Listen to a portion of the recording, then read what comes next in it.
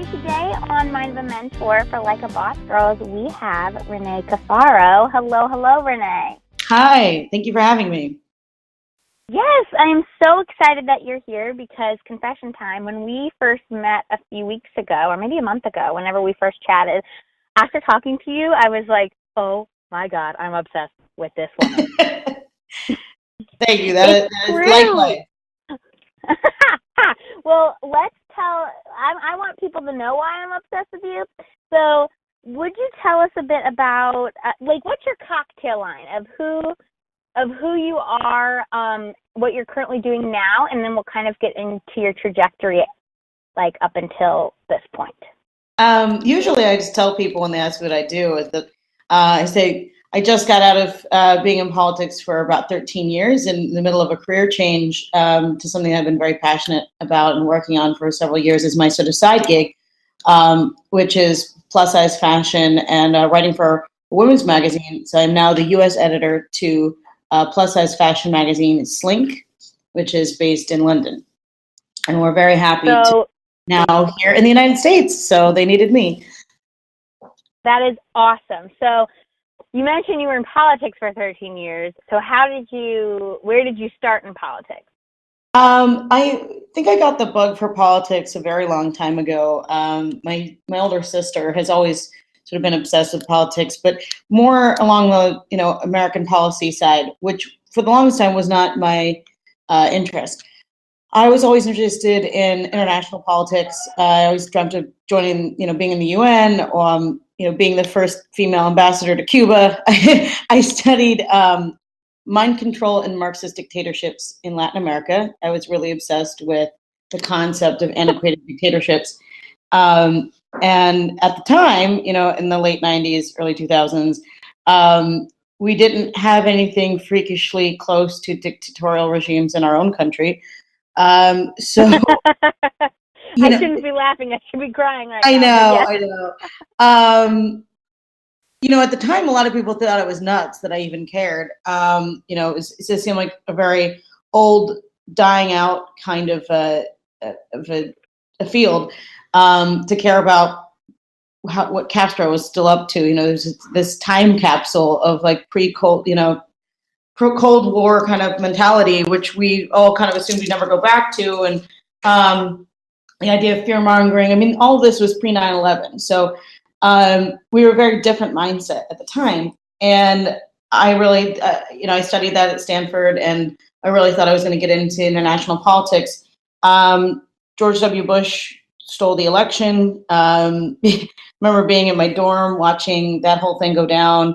All the hanging chads and all that, as I'm sure you remember. I'm sure some of our younger listeners unfortunately missed all that. And it must be so interesting for them to grow up in a world that's sort of post 2000, because really the world changed so drastically. And I got out of the idea of wanting to be in international policy and got more involved in campaign politics. In 2003, when I left school, I worked, my first job actually was my sister running for Congress. She was the youngest federal candidate in the country in 2004. That is so cool. I did not know that. 27 years old. And we ran against a Republican incumbent who'd been there for 30 years. We won a 5-way primary, shockingly enough, but we did lose the general, unfortunately, but we gave it a real run for its money. It was a very interesting year. I was working on labor policy, doing a lot of field work, just everything you can possibly think of, because we ran this thing. It started with one friend and her in her Pontiac Sunfire, and we won a primary. And all of a sudden, we were like a targeted race by the DCCC. It was just really, really insane year. I got personally targeted by the head of the RNC at the time. I was a 19-year-old campaign. I was 19 or 20, and I have Ed Gillespie calling me up specifically out in the press. It was really interesting. So that would have actually gotten me out of politics, but because I was nuts, it just, the whole thing was just so insane. It was so thrilling. There's the thrill of the game, but also the passion of actually knocking on thousands of doors and meeting real constituents and seeing the fear and pain in their eyes when they don't have a job and they don't have anyone who's listening to them, and they want to talk about how they can't afford, food and their health care, and thinking that you could possibly do something to help them. And people hate politics, but I felt like if I could just, win this war one district at a time, one decent politician at a time, I can really be doing something good for these people. And that's kind of when it started. I went then from there to work for 1199 SCIU, a healthcare union in New York City. Begged them for an internship because I just wanted a reason to learn from the biggest and the best union, learn about organizing, really get out there with the people. And I never looked back. Once I moved to New York, it was sort of over for me. I loved it. I fell in love with New York. I finally found where I really belonged. A bunch of loudmouth liberals, which I am very proud of. And I'd worked in politics ever since, working for campaigns, doing exactly what I thought I was going to do. Finding one inspirational, true believing, amazing public servant at a time to work for. And started working for the city with then Borough President Scott Stringer, who's now our New York City Comptroller, he's my mentor. Speaking of mind of mentors, he gave me my first big break gave me a promotion. I was one of the youngest members of senior staff in city government at the time in 2006, I think 2007. He promoted me to senior staff, and I was 24. 23 or 24. What was that like? Because as senior staff, did you face a lot of ageism, or were you guys so on the same page ideologically that it didn't matter? One thing I have to say about anyone who's listening who wants to get into politics, don't let my crazy stories scare you, because again, it's a really amazing place to be when you really think you can be making a change. But you face a lot of problems. I mean, I'd have to say that before I got to New York, one of the biggest issues I had, and also, my sister being a female candidate and blonde at the time, it was very hard for people in the labor movement or just, regular middle-aged voters, women and men, to look past the idea that we were little girls. The amount of times that people would tell me that they had socks older than me, I can't even tell you. Yeah. And, the dumb blonde, I'm now back to my natural hair color. But at the time, that was really hilarious how much that became a real problem. That was a real campaign issue, was my sister's hair or my hair. And that's this serious amounts of sexism that I dealt with was only really exacerbated by the being young as well. But I've been lucky that in New York, things have been a little different. The ageism and the sexism is not as big of an issue because there are a lot of really incredible young people working in politics, more and more every year. And there were a lot of other young women that were in Scott's office as well. He always surrounded himself with very, very smart women. So basically, if you worked hard and you proved yourself, I worked 24/7 and really just went nuts to Right. prove that I can do everything. I've always been a little younger than I should have been. I was too young for my grade in school. I was a little young when I got out of college. So, I've always had something to prove. And so I always want to work 10 times harder and be 10 times better because I just have this chip on my shoulder, assuming that people are going to look at me as some dumb little girl. I mean, even as it is now, years old, I'm an editor of a magazine and I get profiled at airports for not having priority boarding passes because they think I'm 19. It's really infuriating that that's the world we live in. But the great thing is that there are a lot of people who are willing to overlook all of this stuff. Just if they know that you are capable, you're smart, and you're a hard worker, and you're tough as nails. I've always kind of gotten a reputation for being very just, but tough when I need to be. I'm always the compromiser. If I need to come in to be the hammer, I will. I don't take any crap from anybody, really. And again, I think that I comes from the love fact. that. I would not want to be your adversary on the other side of an argument. I can tell you that. I really should have been a lawyer. You know, I love arguing with people, not just arguing for argument's sake, but I love building an actual argument and doing my homework beforehand. Right. So it's like, you know, my advice to anyone is like, be prepared, be strong, know, you know, your boundaries, know your audience. You don't need to be the hammer on something if it doesn't need it. You know, that's how you get a reputation for being a bitch or hard to work with, you know, whether you're male or female.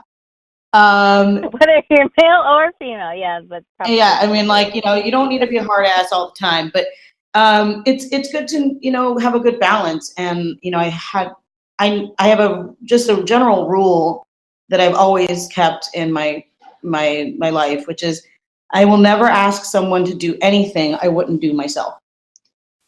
And that is a very good rule.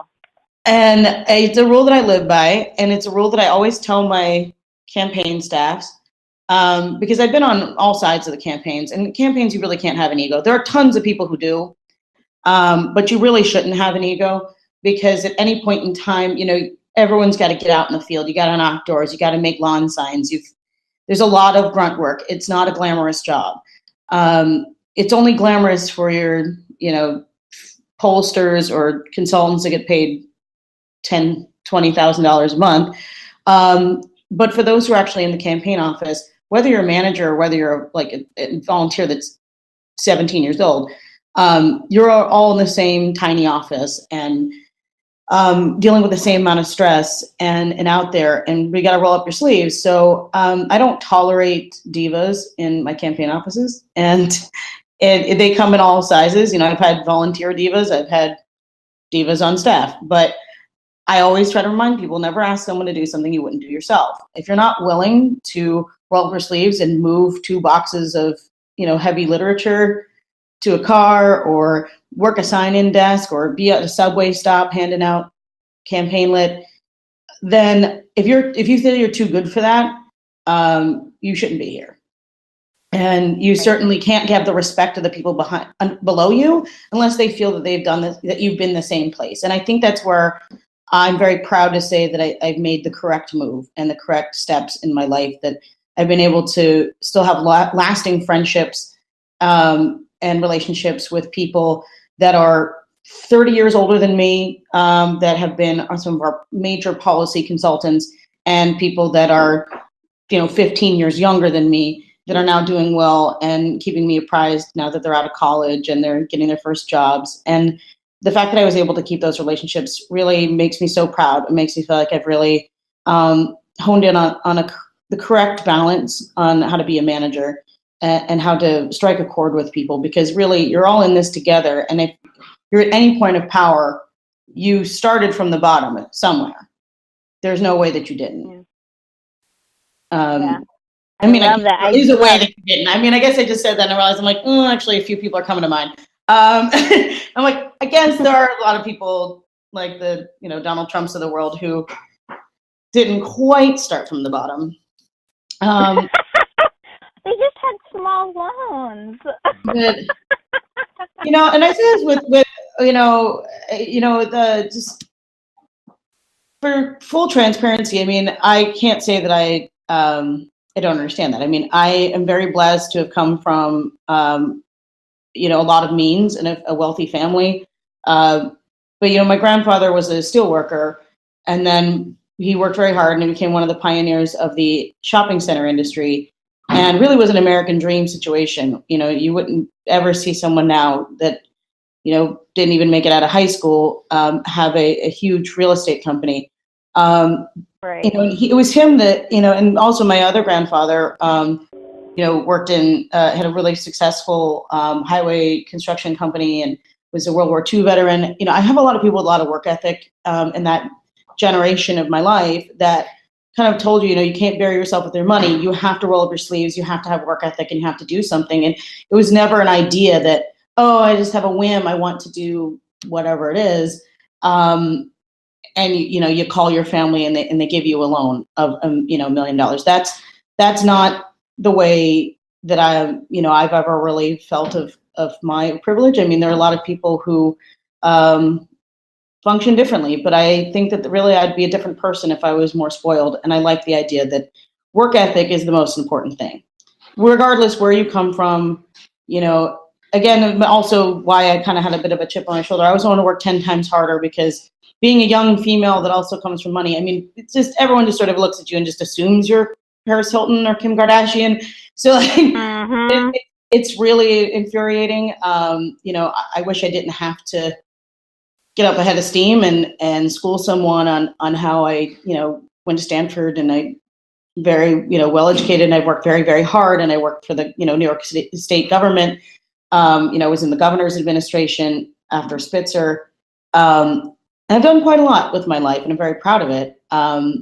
But, you know, I have to make sure that people don't judge me by the superficial things that are, it's just so easy to judge. And I understand we're all guilty of it. But it's really important to make sure you have the background to smack down anyone who wants to belittle you. And that's why I've always wanted to focus on the quality of the work that I do and the quality of the relationships that I have. It's not about the quantity. It's not about name dropping. It's not about followers. It's, you know, not about how many events you go to or endorsements you had. It's really about the quality of the work and the level of passion you have for something that's truly important. I think that's really what, no matter who you are or what you thought of me beforehand, it's very hard not to respect that. I completely agree, and boy, do I relate to the like when you're set up on third base financially, people think like, oh, you know, your home runs or whatever are not your doing, and I experienced that on a smaller level when I was traveling Europe recently, and funding it myself, and because I have a digital nomad lifestyle, and I would meet people who are like, oh, you must be a trust fund baby. And I was like, first of all, where is some decorum these days? Like, I'm not about faux niceties, but I was like, wow. And then I was like, oh, there's no decorum anywhere. I mean, I would love to just write a huge piece for like a Boss Girls, just if I could just, there's a rant section that you have or something about just the incredible stuff people think is okay to say to strangers. I mean, it does not shock me at all at this point, but I completely agree with you. It's like, okay. I mean, I get that there's occasionally not time for niceties, but there's just some stuff I just can't believe people say to complete strangers. Yes, and it's like, oh, you're judging me because I have blonde hair and I have a high voice and I'm friendly, and you think that like I don't work hard, and you think that I'm here on, you know, my parents' dime, when in reality I'm here because I have a business model that can travel, and I've planned, you know, I was just like, wow. Absolutely. So I need to get some Renee in me and to be able to articulate this in a like, kind of way. I mean, you know, some of these people aren't worth much more than a snarky comment. I mean, sarcasm had to become a second language for me at a very young age, because, you know, again, as someone that you think would, you know, externally would judge as someone that probably had a lot of things handed to them, being like, you know, young girl with financial freedom, or that kind of thing. And I'm not trying to be poor little rich girl by any means. You know, I know this is a tough conversation to have without it sounding completely tone deaf and silly. No, but I think that we need to be transparent, because yeah, I know it sounds dumb, but it's because I know I'm always getting judged that I work 10 times harder for everybody else. And I mean, the money thing is sort of a complete aside. It's really just like being a young female, I have to work 10 times harder. And I'm sure any young female listening to this right now, no matter, you know, whether you're in college or, you know, you're still working out your student loans and you're an attorney, whatever it might be,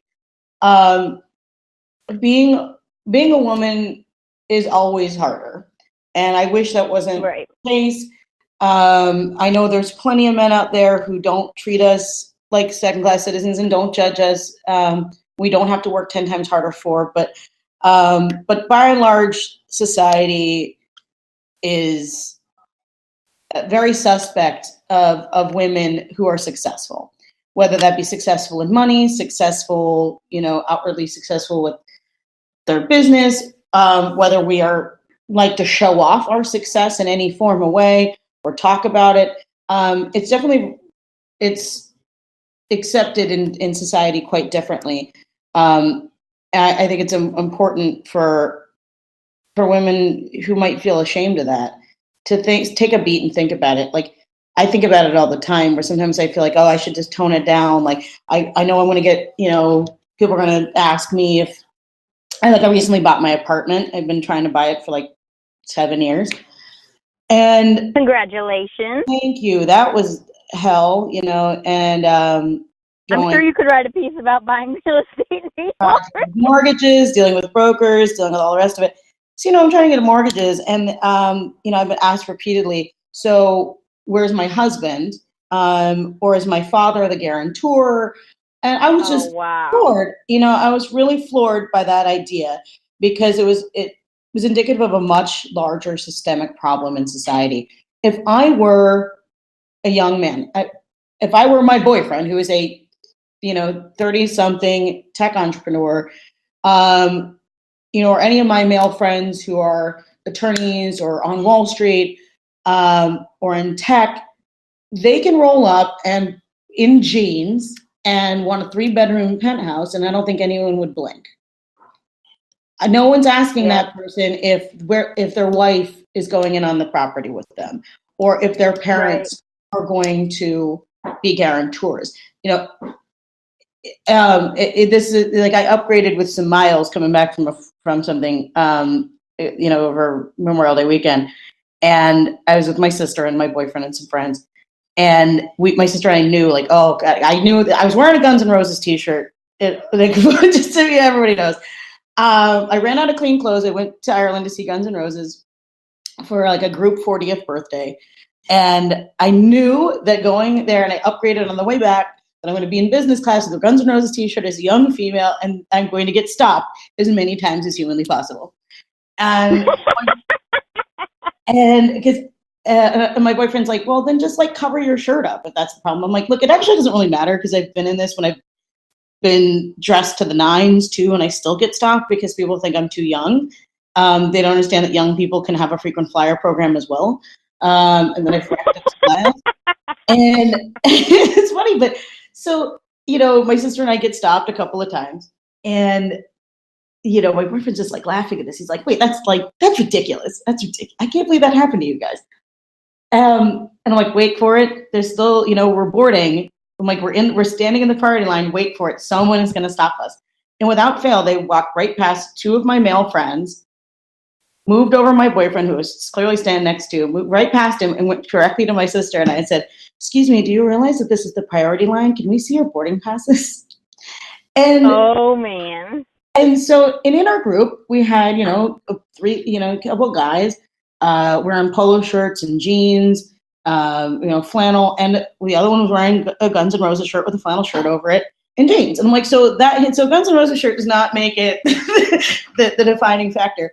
But he actually got sort of upset. He's like, I can't believe it. They walked directly past me to you, and it's like, here I am as a successful woman, who's 33 years old, wearing jeans, next to a very successful man who's 36 years old and wearing jeans, and they shoved over the one to talk to me.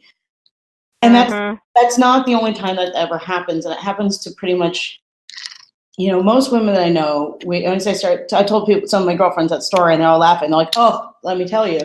They always seem like, people always act like we're lost, or that we need help, or we couldn't possibly be where we need to be. One of my college roommate is a really big attorney, and she's like, can't tell you how many times I walk in and they think that I'm the associate, and they're like, well, we're waiting for the attorney to show up to do this merger deal. Like, that would be me. That would be me. And of course they looked very ashamed, and they should, but it's just like, so it's frustrating and it's angering, and sometimes it could be funny, and if you don't laugh at it, what you don't laugh at is going to kill you. So you have to have a good sense of humor through everything, and it's a big piece of advice I have for everyone is just to really take a lot of things with a grain of salt, because there are a lot of crazy people out there, and have a good sense of humor about it. But, you know, no matter where you come from or what you're doing, for some reason or another, you know, people are very suspect of women on the move. You know, whether you're already successful, or you're trying to be successful, you're bound to get a little bit of guff from somebody. And it might not, and oftentimes I find that it is not intentional. It's just, like you said, systemic. Like it's. Oh yeah, no, I don't think it's ingrained somewhere. Yeah, I don't think someone was trying to be mean. I don't think that, you know, I personally was targeted because I'm whoever I am. No, I mean, if I've seen it happen to plenty of other women. And actually, I was joking about this once I got on the plane, and this other woman next to me, who was also, you know, looked very young. I don't know how old she was. She looked pretty young. And she's like, oh my God, she's like, I'm sorry to overhear, but that happens to me all the time.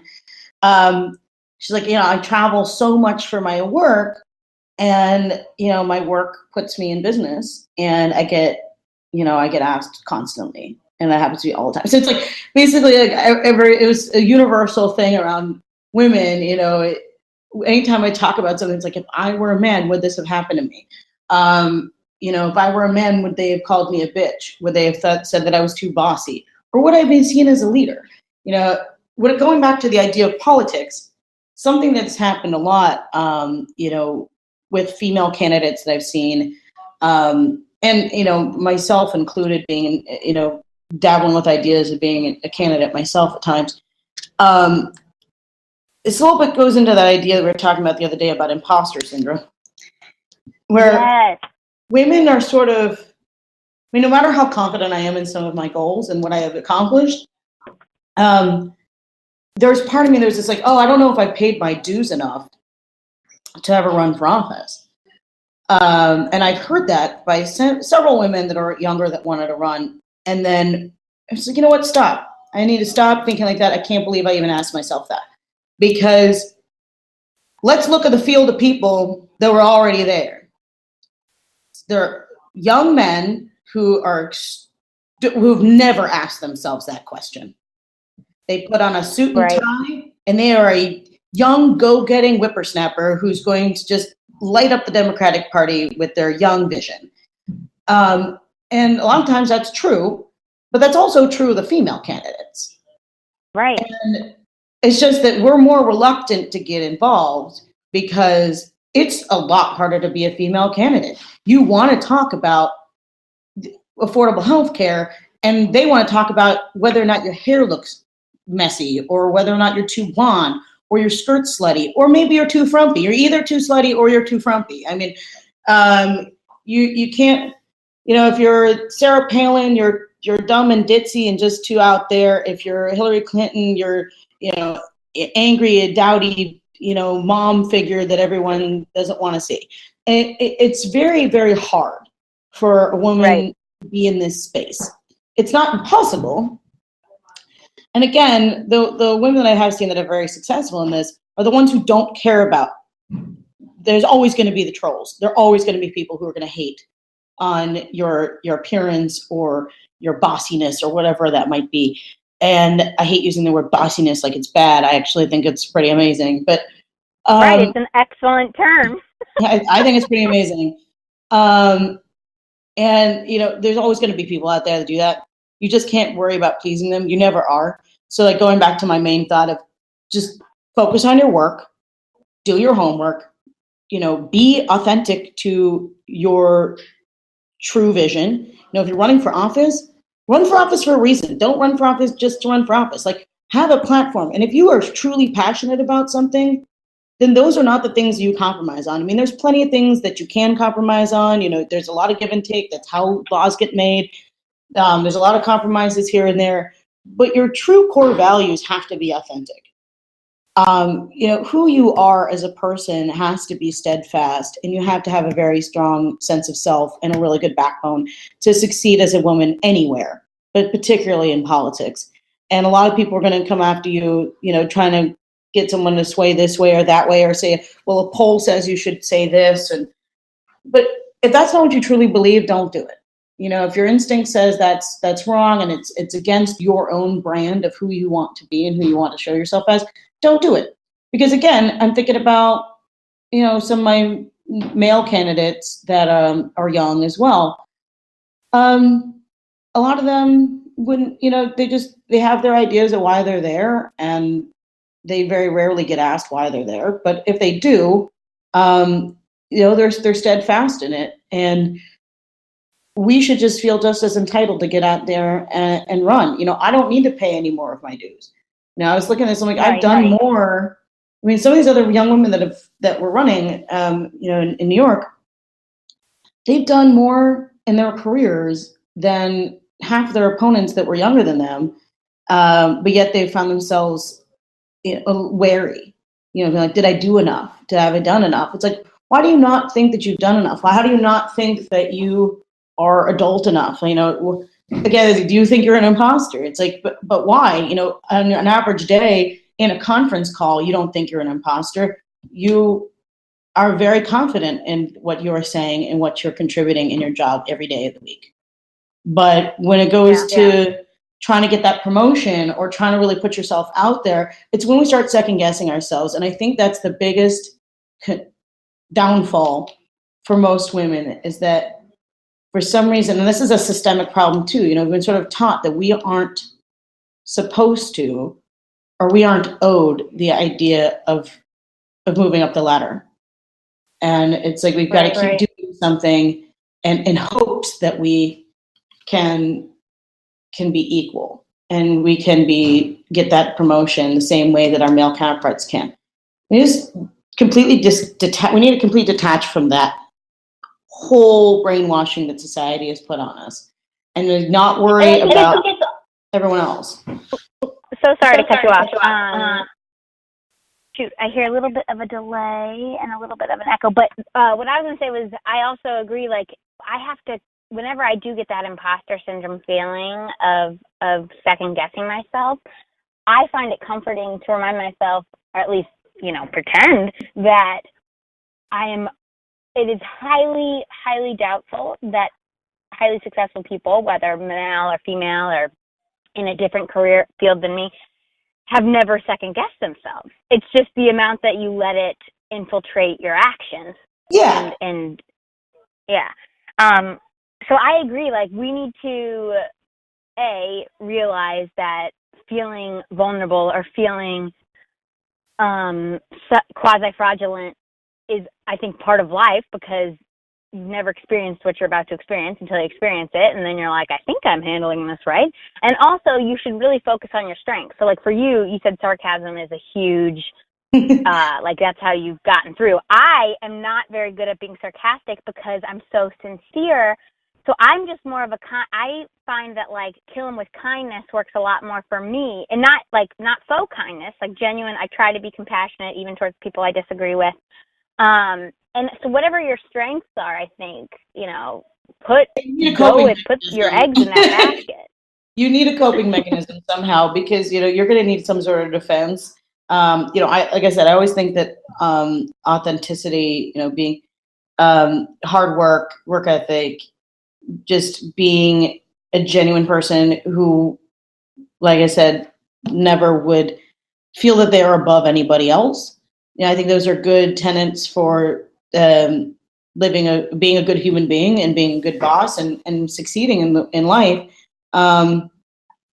Is just being that kind of a person who's always going to be there when someone else needs them, and be quick to do a job, and or quick to be there as a good friend. You know, being very present in your life, I think, is really important. And then otherwise, just put your blinders on. You know, there's like, you're going to need the defense mechanisms for all the other stuff and all the fracas that comes out from Twitter and random people on the street or whatever it might be. You know, there's always going to be haters, and you're human, and you're going to get frustrated with it. So, you know, I always pack myself with some good sharp wit, and sharp witty comebacks is a good way to sort of shut some of that stuff down.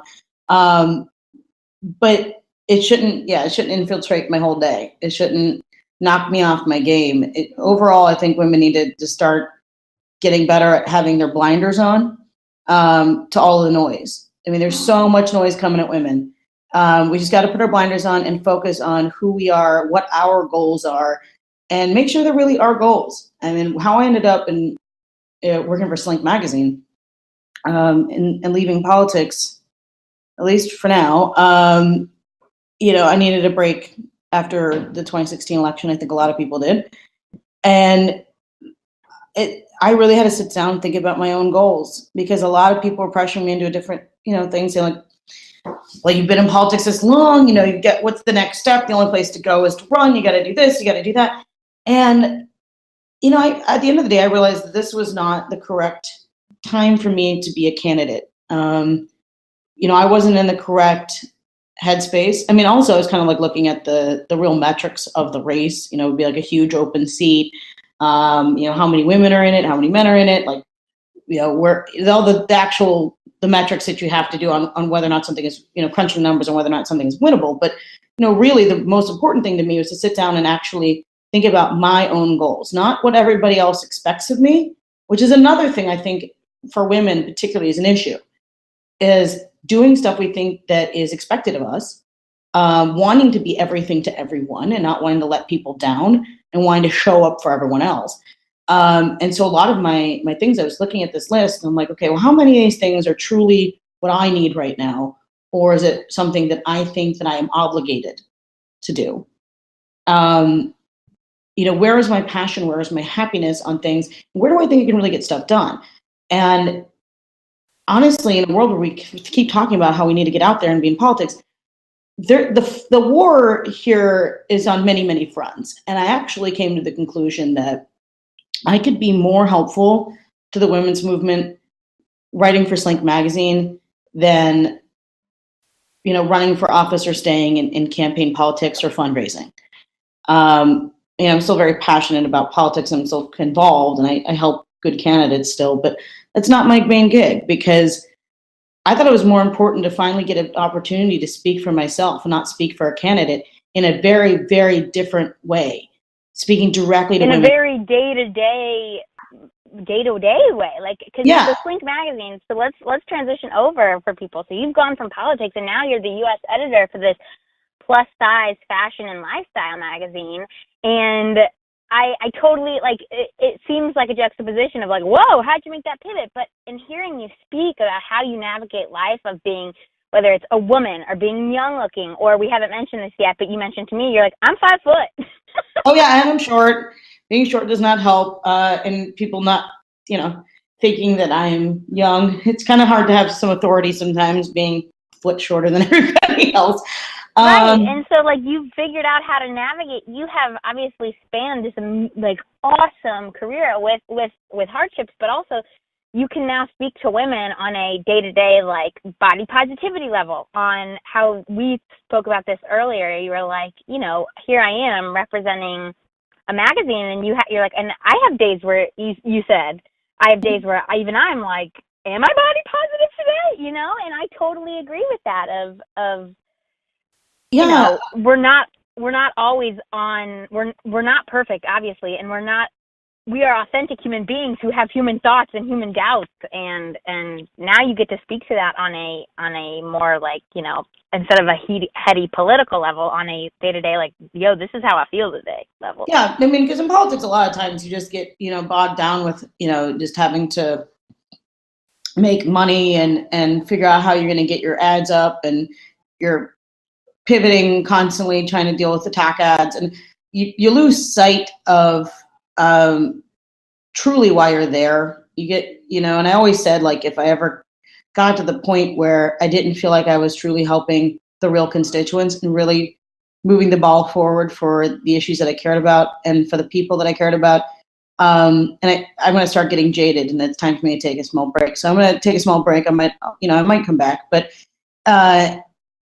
in the meanwhile, where I really thought I could help people was with the magazine, because you'd think fashion sounds fluffy and exclusive, and this idea of haute couture. Devil Wears Prada kind of thing. And that's absolutely not what we are. I mean, we are very much a high fashion magazine. We want to look glossy like Vogue when we do. We have, I mean, our editor-in-chief and founder, Rivki, she is just incredible and she has an amazing eye. And so what we style is just gorgeous, glossy, high fashion magazine, sexy editorials like you would see with any supermodel. And a lot of people were kind of surprised by that when people see our magazine. And I ask them why, and they're like, "Well, it's so racy. You see women, God, they're in lingerie." And I'm like, "Okay, just seriously, look at any magazine at all. Like, just pick up any magazine you could find, and open it up and find me a Victoria's Secret ad or a perfume ad. A woman in a bikini. A woman in a bikini. I'm like, there are going to be, or even just, pictures of celebrities on the beach. Like, those people are wearing less clothing than my models in this lingerie spread. But why are you clutching your pearls and about to faint about how it's so shocking? And they couldn't quite figure it out. I'm like, is it because you've never really seen a size 18 woman in lingerie before? It's the idea that plus size women don't have a sex life. They don't want to be sexy. They don't want to be fashionable. And that's just outright ridiculous.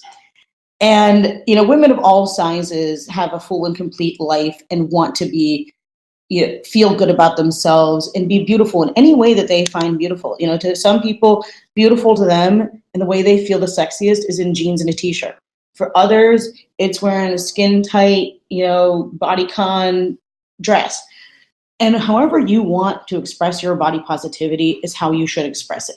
And no one should tell you that, if you're wearing long sleeves or more modest clothing that you're ashamed of yourself.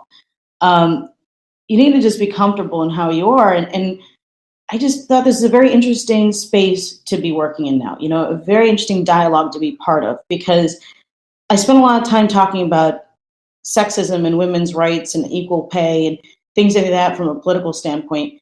And now I get to talk about equality and sexism and women's issues from a very personal standpoint. This isn't just fashion.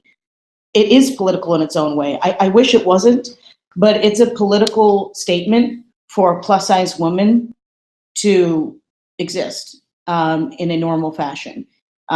People call you brave if you go to the beach in a swimsuit. I'm sorry, everyone else is on the beach in a swimsuit. Is it bravery for any of my other friends to be in a swimsuit? No. And it's a statement because people find it shocking. They think I'm trying to shock them. We're not trying to shock anybody. We're trying to show you a reality of 67% of women are considered plus size. You know this reality if you're a human being. And that's why I don't understand why it's so hard to explain to people.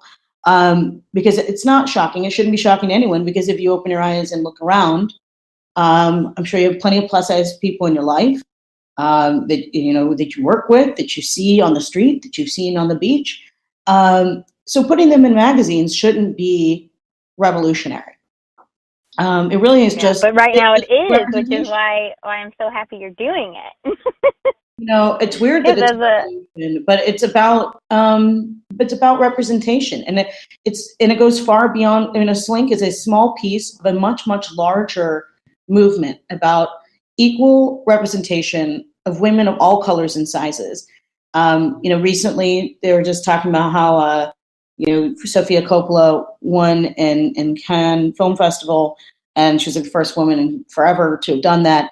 Right. And there were a lot of actresses talking about how they were upset with how women were represented in some of these film festivals. And it's like, even, wonderful, talented, conventionally accepted Hollywood stars are complaining about representation.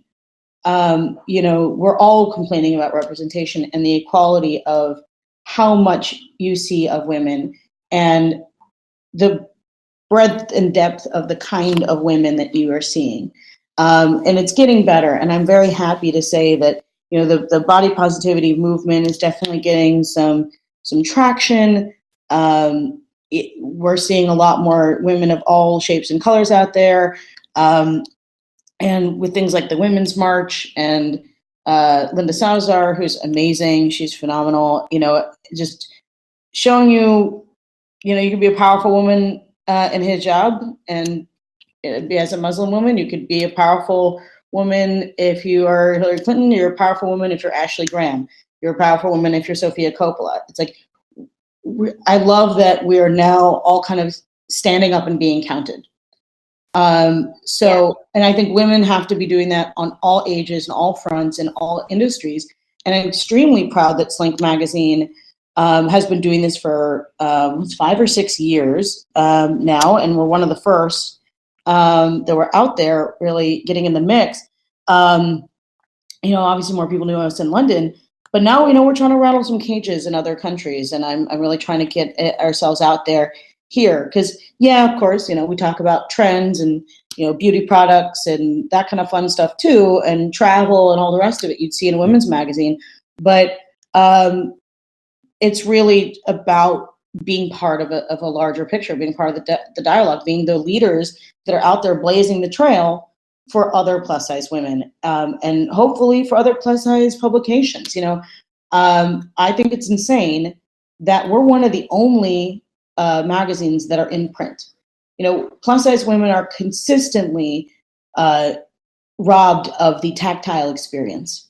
Most of our clothing is online, and all of our media is online, and we have to look to Instagram and bloggers, and they're all fabulous. I get that, but as a plus woman, I don't get the opportunity to do what everyone else does at the spa or the salon, getting my hair cut, and just pick up the magazine and flip through it and see anybody who looks like me or see any clothes I could ever possibly buy. Right. And that's infuriating to me. People are just now starting to get it. Getting Marie Claire has one column. Glamour had their special issue, and I've got some special issues about that special issue, let me tell you. Are we talking, which special issue? Are we talking about? There was one last year. Glamour special issue. The Glamour special issue was last summer, and had Ashley Graham on the cover. And I was so excited. So they didn't actually, because it was the American Glamour. And I was about to go over to England. So my editor's like, they don't sell it over here. Can you grab me the Glamour magazine that's coming out with Ashley Graham on the cover? It's the June issue, or I forget what month, but it was like, whatever. It's this month issue. Go get it. So I go and I see the June issue or whatever it was on the stands, and it wasn't Ashley Graham. I'm like, I don't understand. I don't see what is happening. Am I in the wrong month? I'm like, so is it the wrong month? Is it next month? And I was looking around, there's got to be maybe they did multiple covers for the same issue.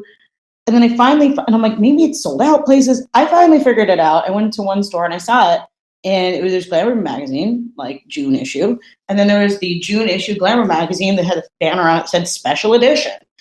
And it was the special edition. And so I'm like, oh, it's a separate issue. So she's on the cover of a separate issue. Okay. So I got it, and I was like, cool. So at least Glamour's paying attention to us. It's kind of nice. A lot of people do special issues. It's great. I picked it up, and what angered me was that it had a very different paper quality. That angers me too. As a curvy girl, I'm like, what the hell? No, just as a girl, I'm like, what the hell?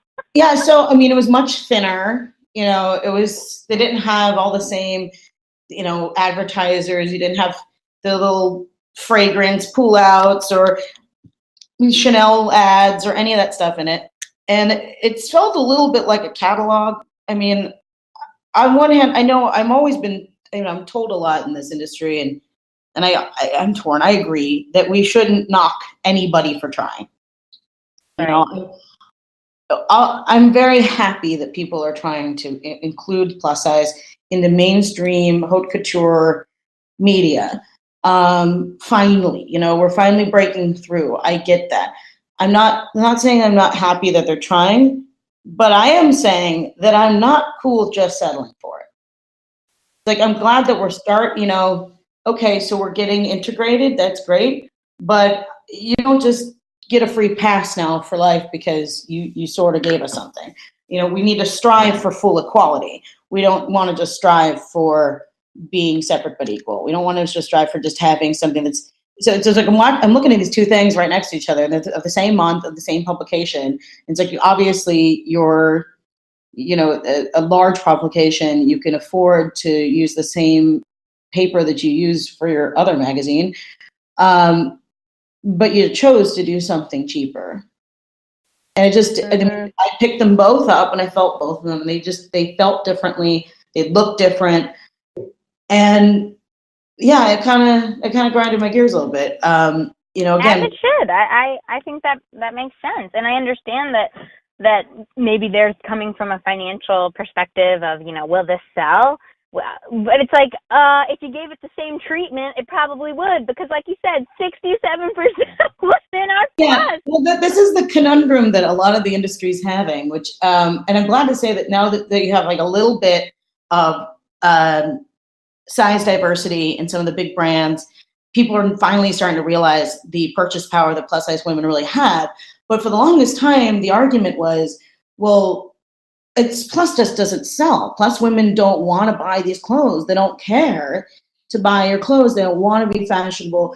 They're not buying anything. I'm like, they're not buying anything because you're not giving me anything to buy. So it's kind of hard to like use that metric when there isn't any product. When your product is terrible. Like for the longest time, if the only option I had, I'm in college, and the only options I had were like mom jeans and like oversized men's looking shirts, mother of the bride outfits. Like I had to dissect a bunch of mother of the bride dresses in order to make them look good enough to go to formals in college. Like that's pitiful. And it's like if there was a sexy, trendy dress, that looked just like my skinny friends' dresses when we all went shopping for formals, if they had that in my size, I would have absolutely bought it. And then you would have been able to show that the metrics are that there's a demand for it. But unfortunately, it's a self-fulfilling prophecy. You only give me one crappy thing in my size, so now you think that that's the only thing we want is all this really schlumpy, like frumpy looking stuff. And it's like, well, that's the only thing that comes in my size. Someone had to be the first to break out, and Lane Bryant started to rebrand and started doing more collaborations with trendy designers, and you saw Macy's kind of break out with some of this stuff, and that's what greased the wheels. People started realizing, okay, people are actually buying this stuff; they're caring about it. You gave the world a taste of Ashley Graham, and they all went so nuts. She's now actually on the cover of Real Vogue, Right. And it's like, if you just give everyone an option, you give someone a chance, it's going to sell. So my hope is that now that I feel like the floodgates have sort of opened in the past couple of years, that it will be something that will quickly turn into a more equal playing field. So now again, same concept of always wanting to push the ball even further. I've been writing some stuff with SLiNK and thinking a lot about the issues of more about representation again. It's like, okay, we're getting curvy plus size models who are hourglass, gorgeous glamazons like Ashley Graham and Hunter McGrady out there, and that's great. Okay, so now it's the next level of representation. Then we need short plus size. We need plus size in different races, plus size, different kinds of hair, plus size with different types of body shapes. Like, yeah, not all hourglass. No, we're not all flat stomached and kind of look thin from, you gotta look thin from the front, or not have a double chin so you look thin from a close up, that kind of thing. Being plus size that can pass for skinny doesn't impress me very much. Right. I don't really think that the fashion industry is being all that bold with their choices.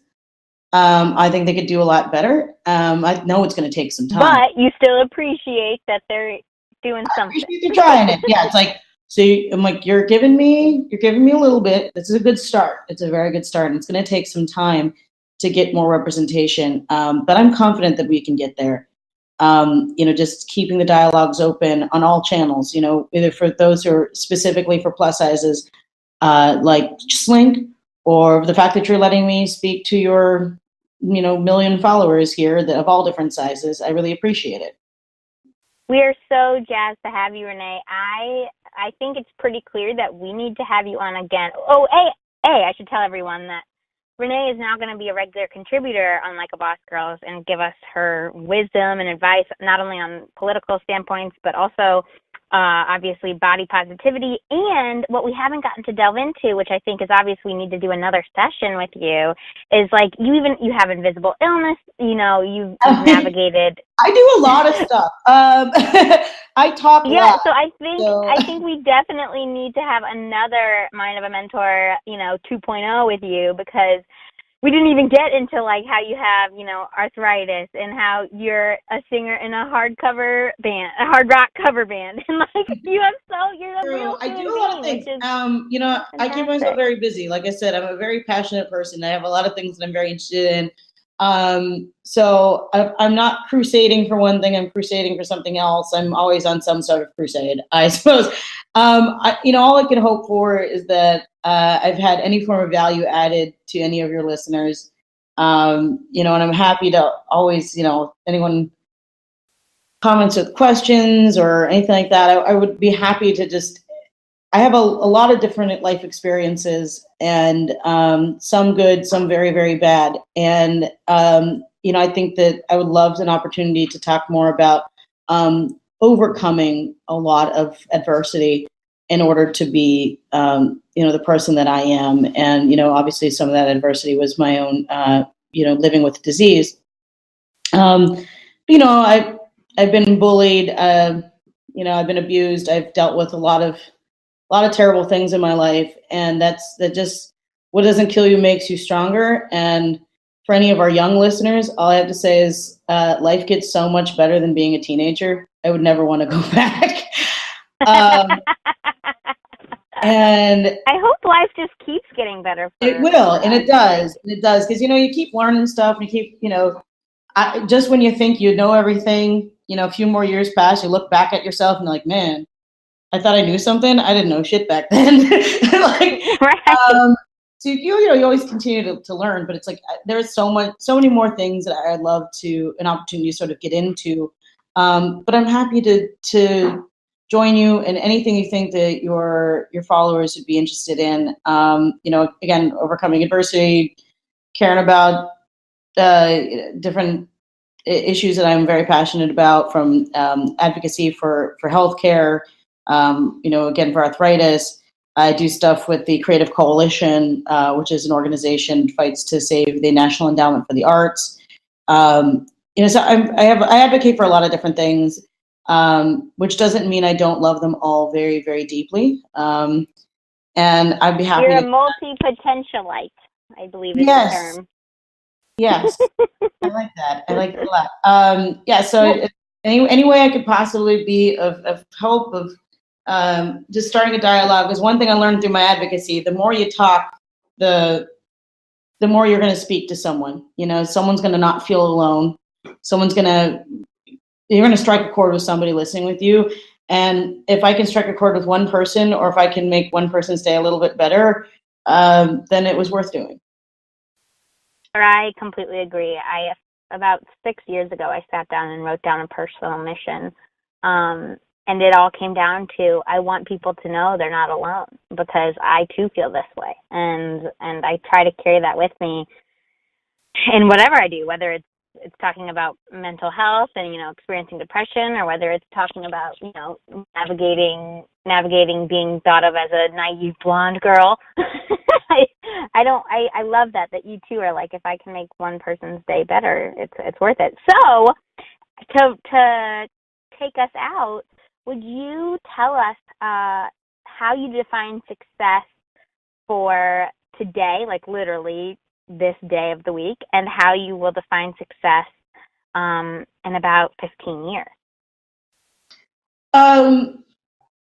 So just like success, you mean like how do I think I had a successful Friday, or how do I feel I'm successful in life? Yeah, so like exactly. Like how would you say like today, how are you defining your bossdom on a daily level and on a lifetime philosophy level? Today was a good day, like Ice Cube says. Yes. You didn't have to use your AK. That's how he defines a good day. How I would define a good day. So I would say if today would be a good day if I got through my to-do list. Obviously we all have one of those, but being able to feel like I have a sense of accomplishment. Either I did something like this today, or wrote a really great article, or did something I'm very proud of. Just even if it's just one thing, if it's just one thing that makes me feel really accomplished, and then I really put my all into it. And that's really the most successful days. But for me, a successful day is, did I get through it without having to have crippling pain?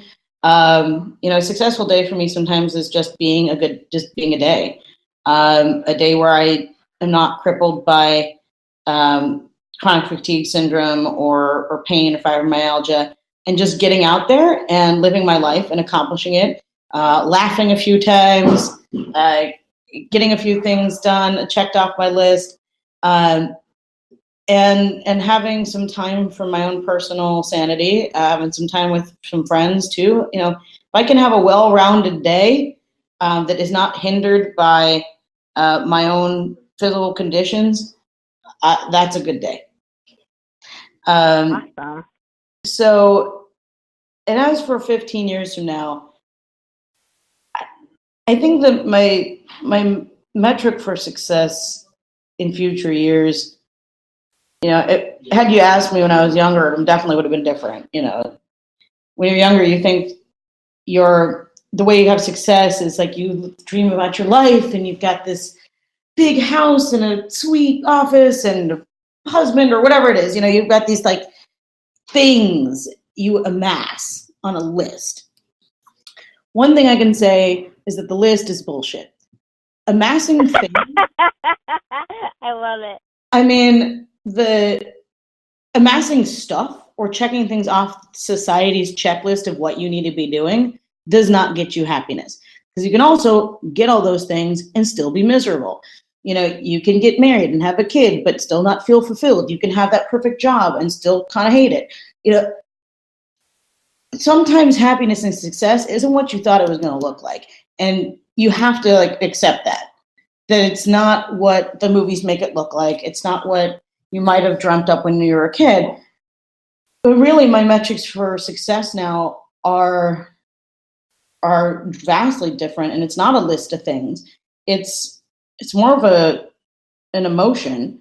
It's like, in 15 years, if I can have anybody come up to me and say that I made their life better somehow, or I inspired them to do something, or if I put some sort of mark onto this world and was able to change society even the tiniest bit for the better and make anybody's life better than it was before I was in it, that is the ultimate success. That's awesome. Well, then I think you can definitely check that off, because I know you've made a difference in how I just am thinking about my role and identity and my voice as a woman and as a plus size woman. And so check on that. Yay! All right, one down, many more lives to change to go. And I mean, I know you're changing lives all over the place. I'm very envious by your viral status of just, you have so many people in this community. And I mean, that just speaks to how powerful the message is that you have, and how important this is for someone to have something in this space. People are just dying for this kind of content. And that's proven by how many people you have following like a Boss Girls. And I'm very, very, very honored to be part of it. Well, we are so jazzed to have you here, Renee. Thank you so much. And I can't wait to have you on again, and also to have you regularly contributing. Yes, absolutely. I can't wait. This is going to be great. All right. Have a lovely day. And everybody, be sure to check out SLiNK magazine and go on their website. It's pretty rad, especially if you're a curvy girl. You can follow us on anything. It's just at SLiNK magazine. So follow us on Instagram, follow us on Twitter, and just keep up with all the exciting stuff that we're doing. We're always going to keep you on your toes.